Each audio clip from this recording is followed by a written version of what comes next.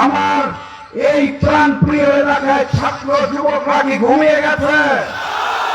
আপনাদেরকে স্পষ্ট ভাষায় বলে দিয়ে যেতে চাই, এই অঞ্চলের মা বোনদের উপরে যদি আক্রমণ আসে, বিএনপি সন্ত্রাসীরা যদি নির্বাচনী প্রচারণায় বাধা দিতে চায়, তৎক্ষণাৎ আমার ছাত্র যুব ভাইদের বলে যেতে চাই, ওখানেই ওই কালো হাত ভেঙে গুঁড়িয়ে দেবেন।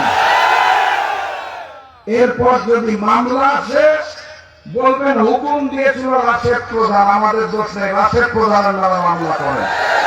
মামলার দায় আমি নিয়ে নিলাম।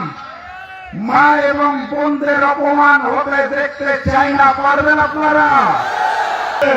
তারা ঠিক করেছে 12 তারিখে অতীতের মতোই নির্বাচনী কেন্দ্রগুলো দখল করতে হবে, এছাড়া তাদের জয়ের কোনো সম্ভাবনা নাই। আপনারা কি করবেন? প্রতিরোধ করতে পারবেন? তিতুমিরের বাঁশের কেল্লার মতো একটা করে বাঁশ হাতে রাখবেন। জনগণের ভোটের অধিকার কেড়ে নেওয়ার জন্য ওই নতুন জালেম বিএনপি যদি আছে, ওই বাঁশ দিয়ে তাদের প্রতিরোধ করতে হবে। আমার দেশে নামার পরে বিএনপির মুফতি সাহেব বলেছেন, মা এবং বোনদেরকে ফ্যামিলি কার্ড দিবেন, খুব সম্মান জানাবেন, এবং তার সাথে সাথে তার গুন্ডা বাহিনীকে রাজপথে লেলিয়ে দিয়েছে। আমাদের নারী কর্মীরা যখন ভোট চেপে যায়, তাদেরকে বাধা প্রদান করা হচ্ছে। এক হাতে কার্ডের মাধ্যমে সম্মান দিবেন, আর আরেক হাত দিয়ে অসম্মান করে আমার মা বোনকে অপমান করবেন। এই অপরাধ নীতি আমরা মেনে নেব না। আমার এই প্রাণপ্রিয় এলাকায় ছাত্র যুবকরা কি ঘুমিয়ে গেছে? আপনাদেরকে স্পষ্ট ভাষায় বলে দিয়ে যেতে চাই, এই অঞ্চলের মা বোনদের উপরে যদি আক্রমণ আসে, বিএনপি সন্ত্রাসীরা যদি নির্বাচনী প্রচারণায় বাধা দিতে চায়, তৎক্ষণাৎ আমার ছাত্র যুব ভাইদের বলে যেতে চাই, ওখানেই ওই কালো হাত ভেঙে গুঁড়িয়ে দেবেন। এরপর যদি মামলা আসে, বলবেন হুকুম দিয়েছিল রাশেদ প্রধান, আমাদের দোষ নেই, রাশেদ প্রধানের নামে মামলা করে। মামলার দায় আমি নিয়ে নিলাম। মা এবং বোনদের অপমান হতে দেখতে চাই না, পারবেন আপনারা? 300 আসনে প্রচারণার কার্যক্রমে বের হয়েছি। 70% অঞ্চল ঘোরা শেষ করে পঞ্চগড়ে এসে নেমেছি। আজকে রাতে পঞ্চগড় থেকে আবারও বের হবো, বাকি 30% শেষ করবো ইনশাআল্লাহ। আপনারা আমার জন্য দোয়া করবেন। 70% ঘুরে দেখে এসেছি। শুধু পঞ্চগড় 2 আসন নয়, সারা বাংলাদেশে গণজোয়ার শুরু হয়েছে। এই গণজোয়ারে বিএনপি বড়ই আতঙ্কিত। তারা বুঝে গেছে সুষ্ঠুভাবে ক্ষমতায় যাওয়ার অবস্থা তাদের এখন আর নাই।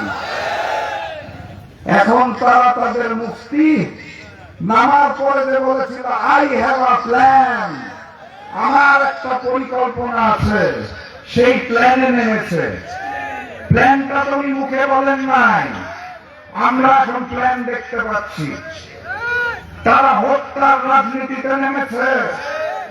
শেরপুরে জামাতের সেক্রেটারিকে কুপিয়ে হত্যা করা হয়েছে।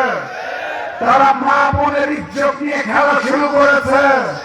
তারা আমিরে জামাত এবং সরকারি সেক্রেটারি জেনারেলের সোশ্যাল মিডিয়া অ্যাকাউন্ট হ্যাক করা শুরু করেছে।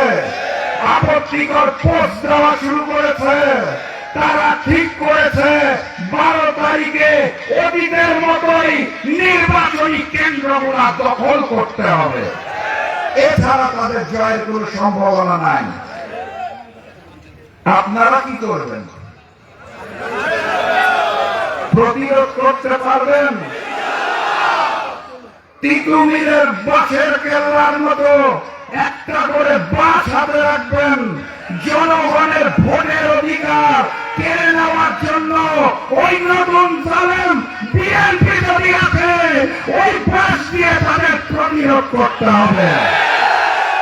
পারবেন তো ইনশাআল্লাহ? গণভোটে গণভোটে গণভোটে আর মার্কাটা কি? আরো জোরে জোরসে বলো। তাহলে কাজ থাকলো কয়টা? গণভোটে হাঁকে জয় যুক্ত করতে হবে, সুফি ভাইকে দাঁড়িপাল্লা প্রতীকে জয় যুক্ত করতে হবে। এর জন্য আমরা শান্তিপূর্ণ পথ চাই। কিন্তু যদি বিএনপি অশান্তি করতে আসে, আল্লাহর কসম আমরা চুপ করে থাকবো না।